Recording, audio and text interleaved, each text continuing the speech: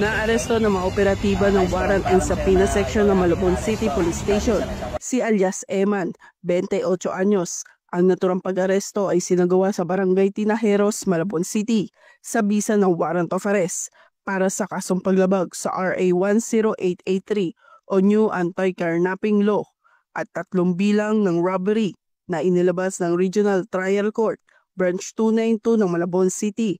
May kabuuang inirekomendang piyansa na 600,000 pesos para sa pansamantalang kalayaan ng akusado.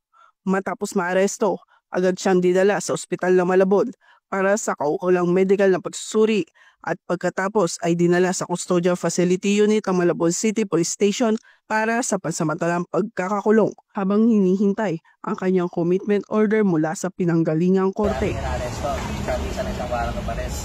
Sa mga kasong robbery at yung isa naman is violation of Republic Act number 10883 of the New Anti-Carnapping Law.